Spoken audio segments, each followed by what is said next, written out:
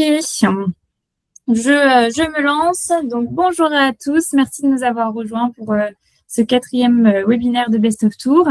Les précédents étaient surtout autour de l'IA, de l'automatisation chez vous en agence. Aujourd'hui, on a décidé un petit peu plus de rentrer dans la partie destination et de vous proposer donc un webinaire pour découvrir un petit peu les régions autour de Londres pour essayer de pouvoir varier un petit peu les propositions. C'est vrai que Londres est une destination très demandée sur cette destination, évidemment parce qu'elle est très attrayante et tout est fait pour. Mais il y a aussi plein d'autres possibilités à explorer que vous pouvez proposer à vos clients qui disposent de toutes les infrastructures, du transport, enfin tout est possible. Donc aujourd'hui, l'idée, c'est de vous montrer un petit peu ce qu'il est possible de faire, ce qu'il est possible de proposer à vos clients et de vous montrer aussi des offres qui sont activables tout de suite. Comme ça, après ce webinaire, vous pouvez déjà le proposer à vos prochains clients. En petite introduction, du coup, je vous explique le programme. On a 4 régions qu'on voulait vous proposer aujourd'hui. Et on a la chance d'être accompagnée aujourd'hui de Juliette de Visit Britain. Enchantée. Merci Juliette de nous rejoindre pour ce webinaire, c'est un grand plaisir. Et je vais être aussi accompagnée de Gaëlle Dulac sur la partie Best of Tour, également de Adam Nechab. Voilà, donc je laisse la parole à cette jolie équipe et je vous souhaite à tous un très bon webinaire. Si vous avez des questions qui vous viennent à l'esprit, vous pouvez utiliser l'outil qui est en bas à droite de votre écran. Il y a plusieurs petits points, vous avez juste à cliquer dessus et vous allez pouvoir ouvrir la partie questions-réponses. Vous allez voir, c'est un petit dessin avec un point d'interrogation. Si jamais ça ne fonctionne pas, vous pouvez simplement poser vos questions directement dans le chat. C'est pareil, il n'y a pas de souci, on en prendra compte. OK? Allez, bon webinaire à tous et à tout à l'heure.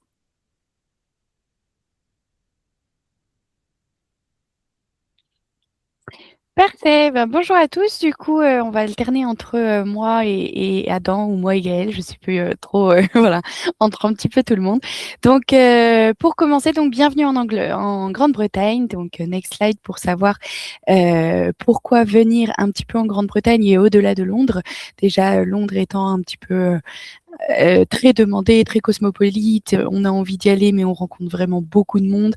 Et c'est tout d'un coup trouver les terres un petit peu plus authentiques, avoir des demeures seigneuriales, avoir des rois anglais, des clans écossais aussi. Là, on parlera un peu moins de l'Écosse, mais c'est vraiment côté originalité, côté authenticité pour se développer un peu à l'intérieur de la grande capitale.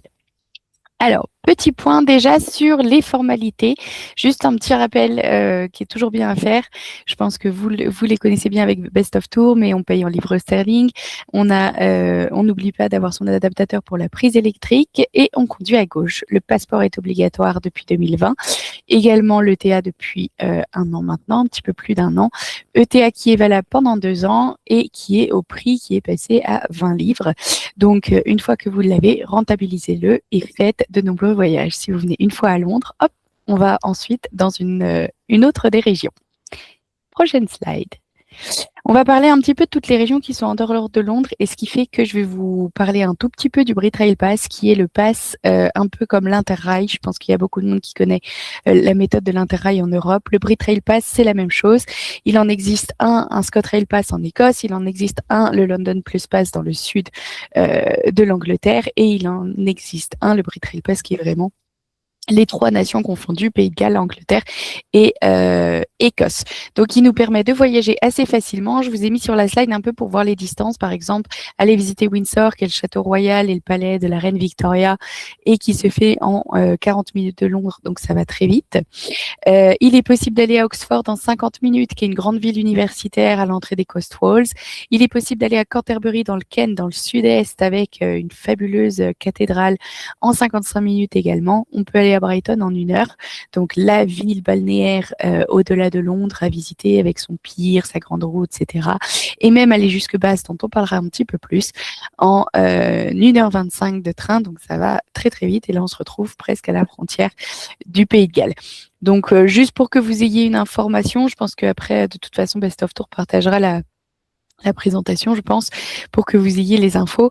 Mais vous choisissez toujours entre un consécutif ou un FlexiPass, c'est-à-dire je sais que je pars une semaine et que je voyage 7 jours pendant la semaine, et dans ce cas-là, c'est un consécutif pass, ou je sais que je pars une semaine ou 15 jours, mais que je ne vais voyager que 4 jours pendant ce laps de temps, il est possible aussi d'avoir le FlexiPass. Donc, il y a un petit peu toutes ces solutions de transport qui sont possibles. Et une petite nouveauté dans 2026 pour oui, toujours l'autre, c'était bon. Une petite nouveauté qui est le King Charles Coast Pass en Angleterre, qui a ouvert là il y a un mois, je crois, qui est le plus long sentier du monde avec 4345 km. Si vous voyez la carte, en fait, c'est tous les traits qui font vraiment toute la côte anglaise. Sachez que vous pouvez quand même continuer. Il y a aussi un sentier qui fait la côte du Pays de Galles ou qui traverse entre la frontière Écosse et entre la frontière Angleterre et Pays de Galles. Donc, il est totalement possible vraiment de randonner tout le long ou de simplement faire quelques petites étapes.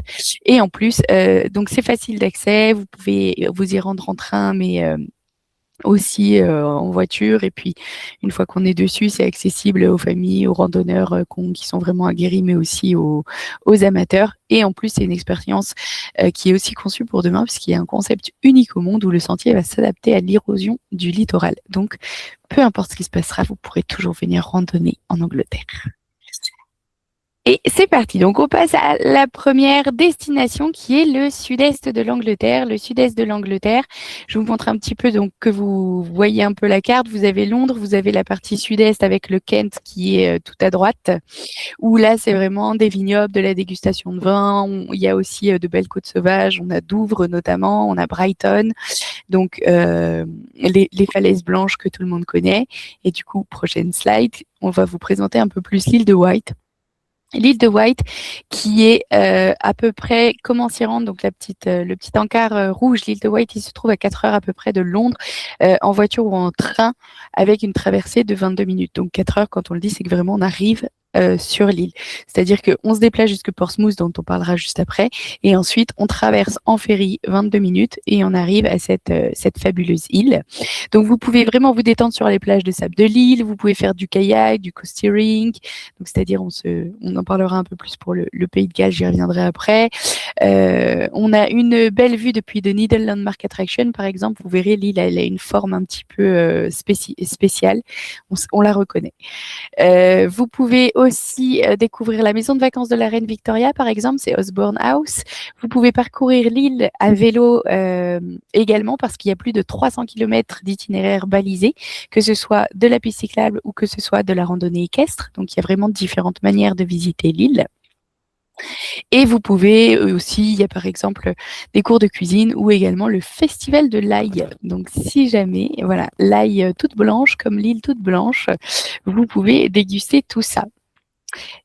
Et voilà pour l'île de Wight à peu près, donc que vous ayez une petite idée. Et maintenant Portsmouth, qui est vraiment l'entrée cette fois-ci du village de l'île de Wight. Donc les choses à faire un peu, donc c'est une ville maritime par excellence, c'est un peu différent de Brighton que j'évoquais tout à l'heure, qui est vraiment une station balnéaire. Là effectivement Portsmouth c'est aussi un port, mais donc il y a vraiment l'histoire maritime qui est présente dans la ville. Vous pouvez notamment plonger virtuellement dans l'épave du Mary Rose qui était sous l'eau pendant un long moment et toujours sur cette histoire maritime. Vous pouvez aussi suivre les traces du Lord Nelson à bord du légendaire navire HMS Victory que vous pouvez également visiter. Donc vous avez le Mary Rose et le HMS que vous pouvez voir. Évidemment, toute cette côte a eu une énorme influence, même Douvres qui est un peu plus loin, un énorme impact durant la Seconde Guerre mondiale. Donc, vous avez aussi la plus grande invasion militaire du D-Day qui a eu lieu ici, donc le D-Day qui est entre ici et la Normandie. Et vous pouvez aussi, sinon, si on s'en va et qu'on abandonne un petit peu la guerre, vous pouvez aussi admirer les plus grandes collections de Sherlock Holmes aussi au monde à la Galerie d'Art de Portsmouth. Donc, vraiment, il y a pas mal de choses à faire. Donc, Portsmouth, c'est certes le port et la porte d'entrée de l'île de Wight, mais vous pouvez aussi vous y arrêter et pouvoir la visiter. Et c'est aussi l'endroit où est né Charles Dickens. Charles Dickens. Et du coup, Portsmouth se trouve juste à 2 heures de Londres pour que vous ayez un petit peu une idée de ce que c'est.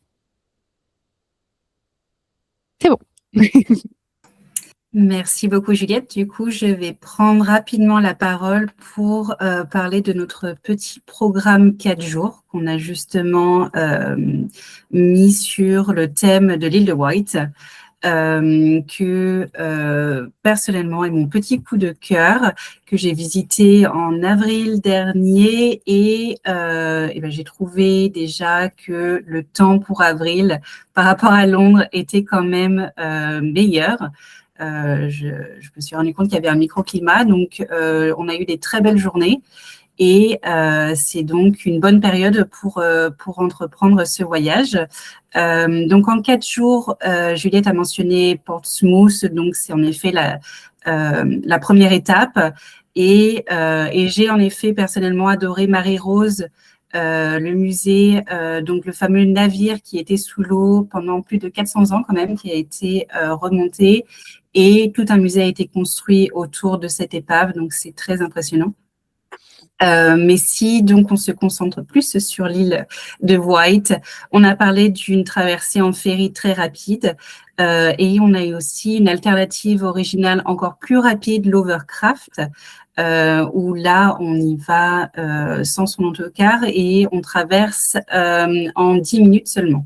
Donc c'est assez une expérience assez fun. Une fois sur place, donc l'attraction de Needles est en effet le site emblématique de l'île. Et on a l'occasion de prendre un télésiège complètement à l'air libre qui est assez impressionnant.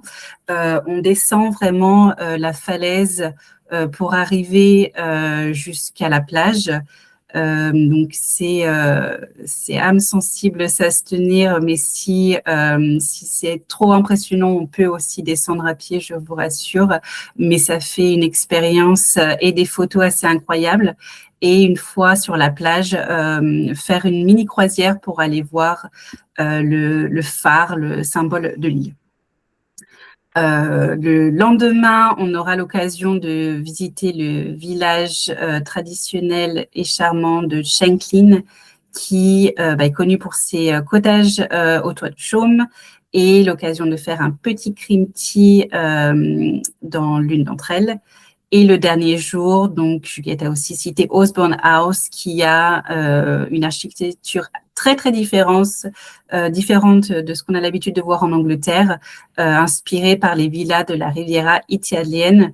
Donc voilà, beaucoup de choses différentes, variées sur une petite île. Et on aura le plaisir de vous envoyer ce programme par la suite. Je te laisse reprendre la parole. Parfait, donc maintenant on se déplace un petit peu et on va dans le sud-ouest. Maintenant qu'on a visité Portsmouth et l'île de Wight, on va cette fois-ci un peu plus loin jusqu'à la partie où il y a potentiellement les Cornouailles. Si tu peux mettre la carte pour que vous visualisiez. Donc on a vu toute l'Est et maintenant tout l'Ouest. Donc les Cornouailles qui sont tout au haut, qui sont vraiment la destination balnéaire par excellence, notamment des Britanniques, aussi beaucoup des Allemands par exemple. Mais pourquoi pas la nouvelle des Français. Le Devon et le Dorset avec toute la Jurassic Coast. Mais nous, on va se concentrer sur principalement 3 sites.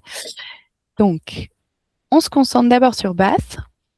Bath, c'est une ville thermale entièrement classée à l'UNESCO avec une architecture géorgienne. Vous voyez par exemple le pont qui est en photo avec justement toute cette petite maison sur le pont où c'est un des seuls ponts couverts qui existe.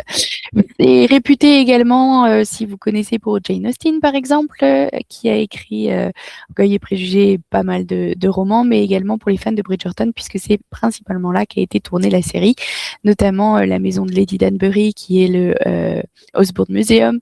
Vous avez aussi le Royal Crescent, qui est un genre d'arc de cercle tout géorgien, qui est la résidence aussi de la reine à ce moment-là dans la série. Donc, qu'est-ce que vous pouvez faire une fois que vous arrivez ici? Évidemment, explorer les Roman Baths, les thermes romains. Vous pouvez goûter son eau un petit peu avec du sulfure et tiède, très étrange, mais normalement bon, c'est pour la santé. Vous ne pouvez pas évidemment se baigner dans les thermes romains, mais il y a aussi, en tant que ville thermale, des spas où vous pouvez vraiment profiter. Vous pouvez aussi aller, par exemple, au pump room et dévorer un petit afternoon tea ou juste un cream tea, donc soit les petits biscuits entiers, soit juste le petit scone avec crème et la confiture. Vous pouvez visiter le Jane Austen Center, par exemple, vous habiller comme Jane Austen et ses personnages, prendre des photos. Vous avez pas mal de petits musées. Vous avez celui de Frankenstein aussi qui est à Bath ou simplement visiter la ville. Donc voilà. Juste pour s'y rendre, Bath se trouve à voilà 1h20, 1h30, tout à l'heure 1h25, 1h30 de train depuis Londres et 45 minutes en voiture de l'aéroport de Bristol si jamais on se déplace. Donc assez facile d'accès. Il faut savoir que c'est aussi une ville qui compte plus de musées au kilomètre carré que n'importe quelle ville anglaise. Donc prochaine ville, juste à 10 minutes de Bath. En train ou en voiture, vous avez Bristol. Cette fois-ci, c'est vraiment deux ambiances. Donc, ça dépend où les clients veulent dormir. S'ils veulent un petit peu être au calme et puis ne pas forcément avoir l'ambiance la nuit, c'est plutôt basse. Et puis, à 10 minutes, vous avez Bristol. Cette fois-ci, beaucoup plus cosmopolite, beaucoup plus active. C'est la ville de Banksy avec du street art un petit peu partout. Donc, ça dépend vraiment de l'ambiance des clients où ils souhaitent rester. C'est-à-dire que visiter les deux, c'est parfait. Mais savoir où dormir, c'est mieux pour s'adapter à la clientèle. Vous pouvez aussi vous envoler par exemple au-dessus de la ville avec le Festival international des ballons. Donc il y a ce moment-là qui est en août où vous voyez toutes les montgolfières au-dessus du pont, c'est très très joli. Si jamais vous avez du surf à The Way, si vous voulez tout d'un coup avoir une petite activité sensation, ou découvrir aussi l'héritage maritime au SS Great Britain qui est très sympa à visiter. Vous pouvez rentrer dans le bateau, c'est très immersif. Vous avez des scènes qui sont recréées, etc. Bristol a aussi été nommée première ville cyclable de Grande-Bretagne en 2008. Donc, vous avez de quoi visiter la ville, que ce soit à pied ou en vélo, ça se fait très très bien. C'est très cosmopolite, vous avez aussi très multiculturel, vous avez aussi la possibilité de goûter à énormément de nourritures différentes. Et c'est aussi le lieu de tournage de Rivals, qui est une série qui a une deuxième saison, si jamais vous le regardez sur la télévision dans les années 80, donc qui est tournée notamment à Bristol et dans toutes les Cotswolds. Et la troisième partie pour ce sud-est qu'on vous présente, c'est les gorges de Cheddar. Donc les gorges de Cheddar, c'est les plus grandes gorges naturelles d'Angleterre qui impressionnent vraiment, qui a des grandes falaises de calcaire et qui est réputée aussi pour ses grottes préhistoriques. Donc du coup, vous pouvez parcourir les sentiers panoramiques au sommet des falaises, mais vous pouvez aussi aller visiter les grottes et explorer du coup les Go Caves et découvrir un petit peu tous les souterrains qu'il y a. Vous pouvez aussi monter à bord du téléphérique et profiter aussi d'une vue vraiment impressionnante parce que entre toutes les caves, les sommets, c'est très très beau. Vous avez aussi beaucoup de chefs, beaucoup de faune locale à visiter.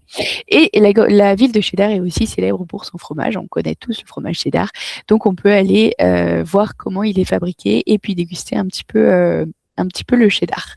Donc voilà, sachez qu'il y a aussi le plus ancien squelette humain complet de Grande-Bretagne qui a été découvert là-haut. Donc pourquoi pas découvrir ces petites anecdotes. Et ça se situe à peu près à 40 minutes de Bristol et à 30 minutes de la gare la plus proche. Sinon, c'est à peu près 1 heure de Bristol.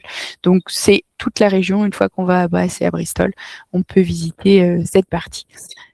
Voilà.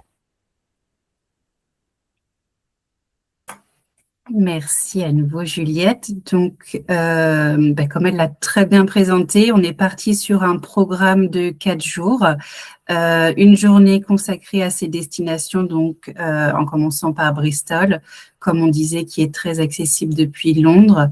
Donc, on peut tout à fait concevoir une arrivée Saint-Pancras et un transfert direct. Il y a aussi Bristol Airport qui commence à avoir beaucoup de lignes depuis plusieurs points France ou Belgique. Donc, ce serait intéressant d'étudier cette option. Bristol, comme disait Juliette, très jeune, dynamique, donc avec une visite street art le premier jour. Je pense que Banksy est connu un petit peu partout. On continue le jour 2 avec les fameuses gorges. Donc là, on a un changement de décor et quelque chose de complètement différent et l'occasion de déguster le fameux cheddar et comparer avec nos fromages français, voir qui est le meilleur. Jour 3 et 4.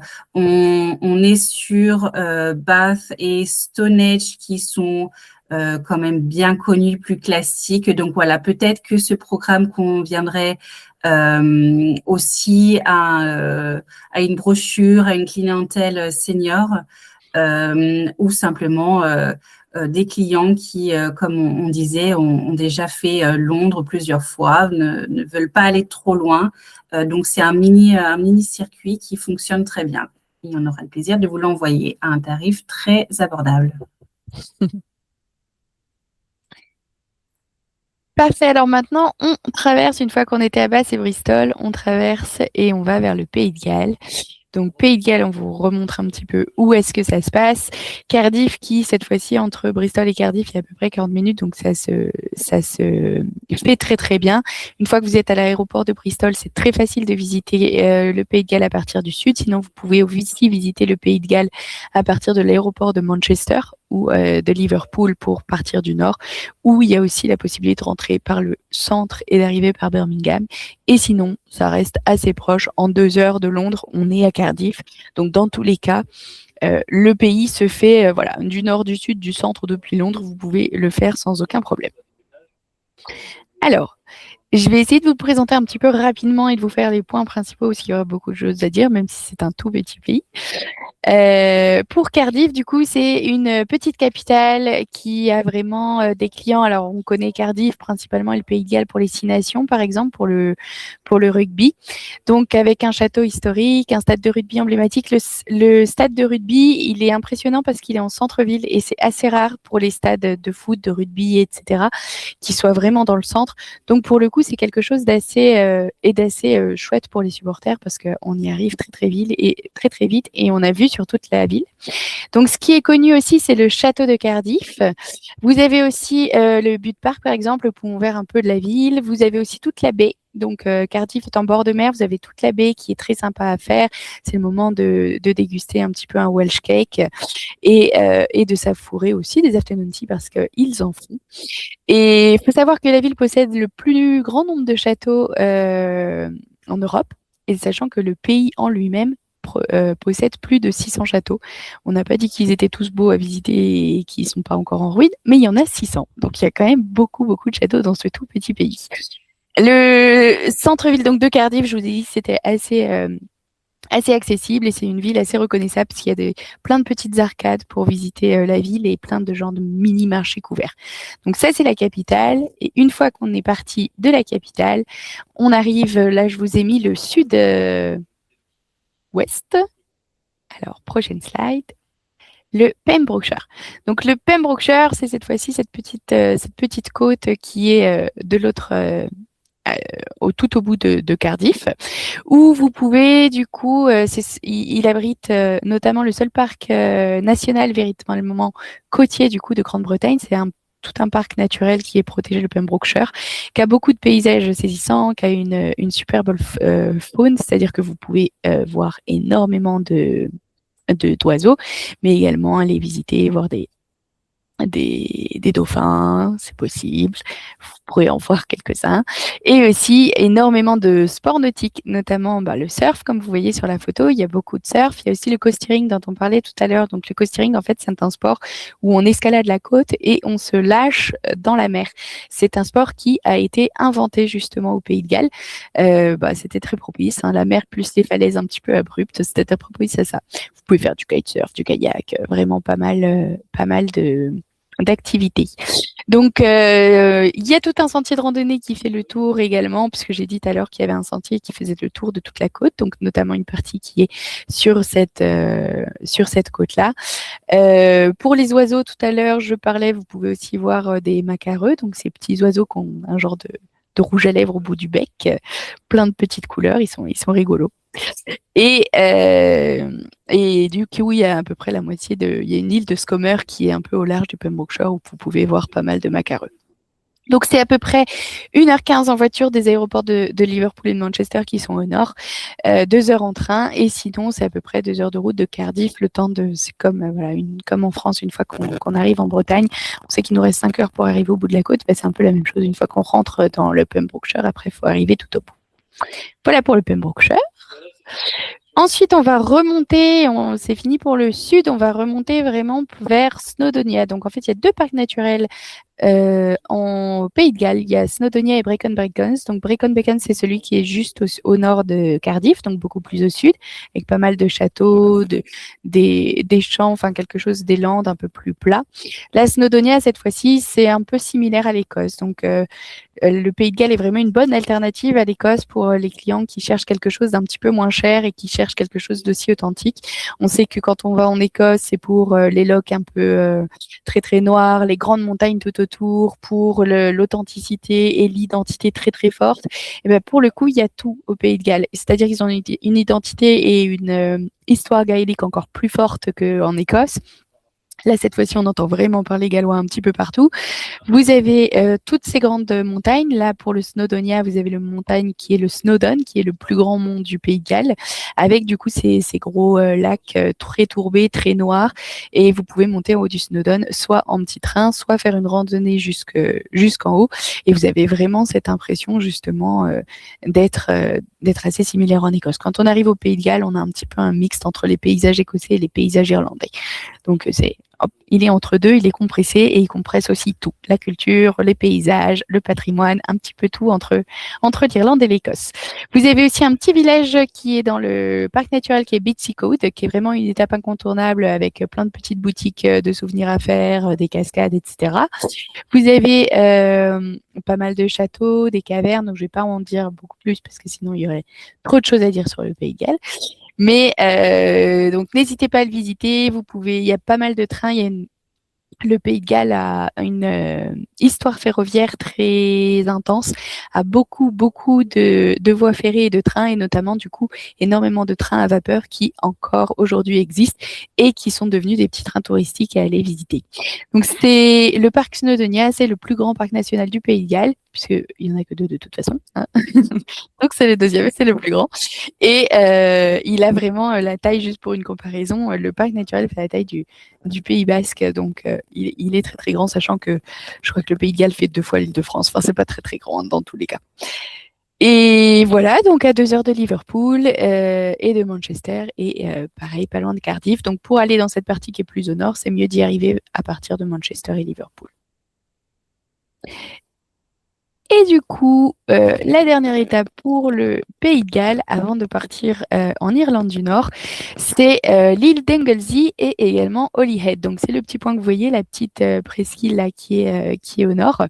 Vous avez du coup Anglesey, donc vous avez pas mal de randonnées à faire. Et il y a aussi des campings, pas mal de falaises. Vous pouvez aussi voir pas mal de faune. Pas mal de la culture, de la nature. Vous pouvez traverser le pont suspendu de Menai, par exemple. Vous avez les remparts du château de Beaumaris, qui est très très joli à voir et qui est vraiment un incontournable également. Il y a des faucons pèlerins et plein d'oiseaux. Vous pouvez en voir tout le long de la côte et partout au Pays de Galles. Vous pouvez aussi marcher sur le plus long brise, Lame de Grande-Bretagne, avec des vues sur la mer d'Irlande pas mal impressionnantes. Et du coup, une fois que vous avez marché là-dessus, vous pouvez arriver à Holyhead et prendre le ferry pour directement vous amener en Irlande et vous amener à Dublin. Donc notamment via Rich Ferries ou Stena Line pour traverser. Et je crois que la traversée dure 1h40, enfin quelque chose comme ça. En tout cas, on voit la côte et on arrive directement en Irlande. Donc voilà, je vous ai fait un brief vraiment succinct de tout ce qui est le Pays de Galles, mais pour voir un peu ce qui existe au sud, ce qui existe au nord, parce que les paysages sont assez différents entre la côte, le surf et la mer très turquoise, et le nord avec des lacs très tourbés, très noirs, des grosses montagnes. Donc vous avez vraiment deux paysages bien distincts, et pourtant dans un si petit pays qui se traverse en 2h30, je crois, ou 3 heures. Voilà. Merci Juliette. Et donc du coup, c'est moi qui vais enchaîner sur l'offre qu'on vous a fait. Donc effectivement, Juliette a parlé de beaucoup de choses. Nous, on a choisi de vous faire un séjour en 4 jours, 3 nuits. Bon, après, il peut être modulable, bien évidemment. L'idée, c'est de commencer à Cardiff avec son château, comme Juliette l'a mentionné. Alors, vous voyez, moi, je me suis fait plein d'anecdotes. Et pour le château de Cardiff, il faut savoir que c'était l'homme le plus riche du monde au 19e siècle, le marquis de Bute, qui en a fait un palais fastueux, enfin vraiment très très joli. Je vous laisse aller chercher des images sur Internet. Dommage qu'on n'en ait pas mis sur la slide d'ailleurs. Très très beau. Et donc voilà, c'est vraiment la chose à faire à Cardiff sur le premier jour. Ensuite, on va vous emmener au Brecon Beacons, excuse my English. Hein. Donc là, c'est des vallées, des landes sauvages. Il y a même aussi des petits poneys en liberté. Et l'après-midi, on va faire la péninsule de Gower. Donc là, l'idée, c'est d'avoir des criques apaisantes. Voilà, quelque chose de très nature. Le troisième jour, l'idée, c'est de vous emmener sur une forteresse. Donc, c'est une tour qui, d'ailleurs, petite anecdote, penche encore plus que la tour de Pise. Donc, c'est assez impressionnant. Et elle est encerclée par les eaux. Et l'après-midi, ce sera le cap, la ville de Rossil, le comté de Rossil, donc avec des falaises. Et voilà, on mixe bien entre nature et ville. Et sur le quatrième jour, l'idée, c'est de retourner à Cardiff. On a, comme Juliette l'avait mentionné, le nouveau front de mer ultra moderne, donc là, qui permet de faire du shopping et de vraiment prendre du temps pour faire des emplettes. Et l'idée, c'est aussi de découvrir les arcades victoriennes dans la ville de Cardiff et de manger des Welsh cakes. Alors, pour ceux qui sont fans de nourriture comme moi, je me suis posé la question de qu'est-ce que c'était le Welsh cake. Et c'est un pain brioché, une crêpe et un petit sablé tout mis ensemble. Donc, écoutez, moi, ça me fait assez envie et assez à déguster chaud avec un peu de sucre. Voilà. Et donc, c'est j'espère que vous délicieux. avez envie. Et c'est, bah voilà. Alors, si en plus c'est délicieux. Voilà. Donc, l'idée, c'est d'avoir un circuit qui mélange nature et ville de Cardiff, qui peut être parfaitement modulable. L'idée aussi, c'est d'avoir un prix d'appel assez généreux pour pouvoir bien se démarquer des autres circuits dont on a déjà parlé et de Londres. Donc, voilà pour ce pays de Galles. Et je vais enchaîner avec l'Irlande du Nord. Alors, l'Irlande du Nord, pareil, je me suis fait plein de petits chiffres et on va voir si vous suivez. Sur l'Irlande du Nord, à votre avis, combien y a-t-il eu de visiteurs en volume en 2025 en Irlande du Nord? Celui qui est le plus près, il gagne 5% de remise sur son circuit. Voilà, j'attends vos réponses dans les commentaires. On va voir si vous êtes toujours là, toujours présent. Le nombre de visiteurs en Irlande du Nord en 2025. Soyez pas timide, hein. Il y a une belle récompense. Hein. Est-ce que tu as le droit de nous donner une petite fourchette pour nous aider? Une petite fourchette. Ils ont fait 4,7 millions en 2024 et c'est 9% de plus en 2025. 5 millions, on n'est pas loin, Gaël. Pas loin. Alors, c'est 5,1 millions. Donc voilà, ça, c'est le volume de visiteurs en Irlande du Nord qui est en train d'augmenter d'année en année avec beaucoup de retombées économiques. Il y a environ plus de 1,2 milliard de livres sterling qui ont été dépensés. Pareil, c'est 9% d'augmentation. Et ça représente en tout 15 millions de nuits sur le territoire nord-irlandais. Ce qui est intéressant pour votre groupe, c'est que 70% des voyages se déroulent en dehors de la zone de Belfast. Donc, c'est-à-dire qu'on va avoir Belfast qui est un point d'ancrage, mais ensuite, on va pouvoir vraiment voyager à travers toute l'Irlande du Nord et ça représente 70% des voyages. Ensuite, il y a quelques… Alors, attends, je finis juste sur l'Irlande du Nord avec quelques petites anecdotes. Hein, je vous avais dit que j'étais fan d'anecdotes. Il faut savoir que Derry, la ville de Derry, elle est mondialement connue pour le festival d'Halloween. Ça, on en parlait au début de l'année. On avait fait une petite offre sur l'Halloween. Halloween à Derry, en Irlande du Nord. C'est vraiment très, très charmant et c'est le plus grand du monde. En tout cas, les plus grandes festivités du monde. On va avoir le golf aussi très présent dans cette partie de l'Irlande du Nord, les musiques traditionnelles et des festivals. Donc voilà un petit peu pour l'Irlande du Nord entre nature et beaucoup d'histoire. Et d'ailleurs, je vais commencer par Belfast, donc ça va se faire en 2 points. Belfast, forcément, Belfast, il y a le Titanic hein, qui était l'attraction numéro 1. Nous, on a essayé aussi de vous montrer d'autres choses, notamment le St. George's Market. Alors, pour l'anecdote, c'est une tradition, le St. George's Market, qui remonte aux années 1600. Donc voilà, ça fait quand même un bout de temps qu'ils font ce marché et il faut aussi manger là-bas le Belfast Bap. Je vous avais dit que j'étais fan de nourriture, hein. C'est un pain rond géant avec garni de bacon et de saucisses. Donc voilà, un petit déj de champion pour ensuite aller faire la ville à pied. Ensuite, on va aussi vous parler de la prison. La prison, c'est pareil, une figure historique de la ville.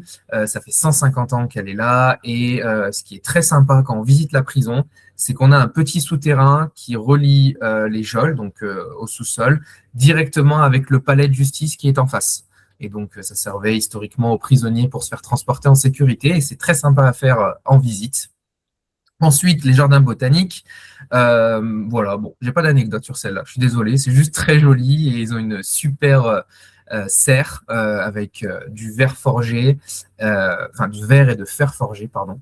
Et c'est très très sympa. Et en face de ces jardins botaniques, vous avez le Ulster Museum qui est totalement gratuit et qui permet de faire un bel enchaînement pour une journée à Belfast. Voilà, je me suis aussi penché sur qu'est-ce que c'était les 15s. Et en fait, c'est une pâtisserie composée de biscuits guimauve, de cerises confites, de biscuits de guimauve et de cerises confites. Alors, c'est très sucré et très gourmand apparemment. Je ne sais pas si Juliette a pu tester ça, mais en tout cas, ça donne aussi envie. Ah, dommage. Voilà, pour s'y rendre, c'est 2 heures depuis Dublin. Donc, on peut aussi faire en combiné avec Dublin. L'idée, c'est de venir varier la destination, étant donné que Dublin commence à être très, très, très, très cher. Ça peut être un très bon compromis pour les budgets un peu plus modestes. Concernant la côte d'Ulster, alors les côtes d'Ulster, il faut savoir que c'est 9 cantons répartis en Irlande du Nord, donc côte d'Ulster c'est très large. Nous, on l'a mis comme ça pour généraliser et c'est surtout parce qu'on a fait un programme qui concentre Belfast et ensuite la campagne. Pour les côtes d'Ulster, donc forcément dans les choses à faire, on va avoir le Titanic, mais ça on en a déjà parlé. C'est vraiment très sympa et on va avoir aussi les Falls Roads, donc qui vont permettre de montrer les fresques murales et toute l'histoire dont regorge la ville de Belfast et ses alentours. Ensuite, pour ceux qui sont fans de séries américaines et qui connaissent très bien Game of Thrones, alors moi je ne l'ai pas vu, mais c'est dans ma watchlist, vous allez pouvoir vous rendre sur les studios de Game of Thrones, donc c'est là où ça a été tourné, c'est une immersion dans l'univers avec on va dire il y a aussi les plateaux, donc vous allez pouvoir voir où est-ce que les acteurs ont tourné. Et apparemment, même pour ceux qui n'ont pas vu la série, c'est vraiment époustouflant. Donc ça, je recommande vivement. Et c'est d'ailleurs une des parties de notre offre juste après. Ensuite, il y a la Chaussée des Géants. Donc ça, pareil, c'est un monument qui est au patrimoine mondial de l'UNESCO. Enfin, c'est une falaise, enfin, c'est comme une falaise qui est au patrimoine mondial de l'UNESCO. C'est des colonnes qui sortent de la mer. Et petite anecdote, du coup, c'est le refroidissement des coulées de lave il y a une 60aine de millions d'années qui ont créé ces impressionnantes colonnes sur lesquelles vous pouvez marcher, si je dis pas de bêtises. Et c'est quand même très, très, très sympa. Et enfin, le pont de Carrick. Alors ça aussi, attention à ceux qui ont le vertige parce qu'on est à 30 mètres au-dessus de l'Atlantique. Mais c'est très joli. On va avoir un pont suspendu qui va permettre de relier une petite île isolée à la falaise. Donc c'est très, très sympa. Et ça permet de vraiment faire un tour de l'Irlande, on va dire, dans sa campagne et dans tout son territoire. Donc voilà, après, l'idée c'est qu'on est aussi qu'à 30 minutes de l'aéroport de Belfast. Donc ça peut être un très bon combiné entre Belfast et ensuite ces côtes d'Ulster. Donc c'est ce que je vais vous montrer dans la slide juste après. Voilà. Donc l'idée c'est de se faire ça sur un 4 jours 3 nuits. Pareil, ça peut être modulable, mais c'est un petit peu la durée minimum que nous on s'est mis pour vous faire ce tour. Donc on arrive à Belfast, on visite les studios le jour 2, on va faire aussi la Côte des Géants le jour 3 et on retourne à Belfast le jour 4. On en a déjà beaucoup parlé, donc je ne vais pas repréciser tout ce qu'il y a. L'idée c'est de vraiment se différencier des voyages à Dublin avec des prix à Belfast hôteliers qui seront légèrement, alors même si ça commence à augmenter, mais qui seront quand même moins chers que les tarifs qu'on a à Dublin, parce que Dublin commence à devenir hors de prix, enfin c'est déjà hors de prix, et ça permet vraiment un combiné entre ville et campagne qui est très très sympa, et on a un prix d'appel là-dessus qui est aussi très très intéressant pour se différencier des séjours Dublin. Voilà, voilà. Donc si vous avez des questions, on y est. Et on n'oublie pas Gaël qui a gagné la question à 5%. Ok, merci Juliette, merci Adam pour ces petites anecdotes très sympas aussi. Et merci Gaëlle. Comme le disait Adam, on prend quelques minutes avec vous pour répondre à toutes vos questions sur ces destinations, sur ces offres. Donc, on vous écoute. N'hésitez pas à poser une petite question dans le chat. On est là pour y répondre tout de suite. Je vous invite à l'écrire. Alors, on a déjà reçu une première question, donc je me lance tout de suite. Hello, pouvez-vous nous apporter des conseils et suggestions pour des départs de Marseille en vol direct? Tout à fait, on avait eu cette question dans le formulaire. Je laisse mes amis y répondre. Alors, depuis Marseille, si je ne m'abuse, je vais reprendre juste ce que j'avais, parce que justement, je me suis déplacée il n'y a pas si longtemps. Évidemment, il y a les vols depuis Londres qui sont directs. Vous avez British Airways. Alors, British Airways, globalement, si vous voulez prendre, ils ne desservent que Londres dans tous les cas. Donc, il y a 5 aéroports à Londres et qui sont possibles de prendre. Et il me semble que pour aller à Londres depuis Marseille, alors je pense que Ryanair, il y a très peu d'agences qui s'en servent. Sinon, il y a EasyJet aussi pour quelque chose d'un petit peu plus low cost. Après, pour les autres destinations, il y a des vols qui les desservent, mais c'est Ryanair, genre Manchester. C'est Ryanair depuis Marseille. Des vols pour Bristol, il n'y en a pas. Et ok, Ryanair de toute façon dessert énormément les villes et les vols directs pour Bristol de toute la France. Il me semble qu'il n'y a que Paris qui volent en direct. Donc pourquoi pas sinon faire un petit TGV jusque Paris et ensuite faire un vol jusque Bristol.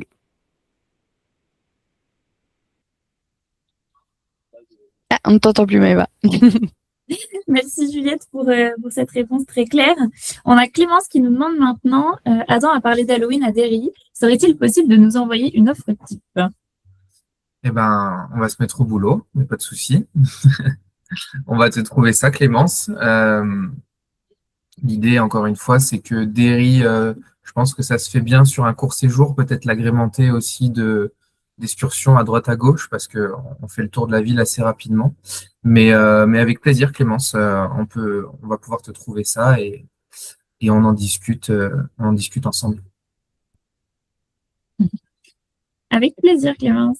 Et pour tout ce qui est Halloween, de toute façon, que ce soit l'Irlande ou que ce soit la Grande-Bretagne, il y a vraiment beaucoup de choses à faire. Il y a aussi un petit peu plus au sud de Derry, mais entre Dublin et Belfast, mais un peu plus proche de Dublin, il y a aussi le Puka Festival, l'origine de Samhain aussi, qui est en Irlande.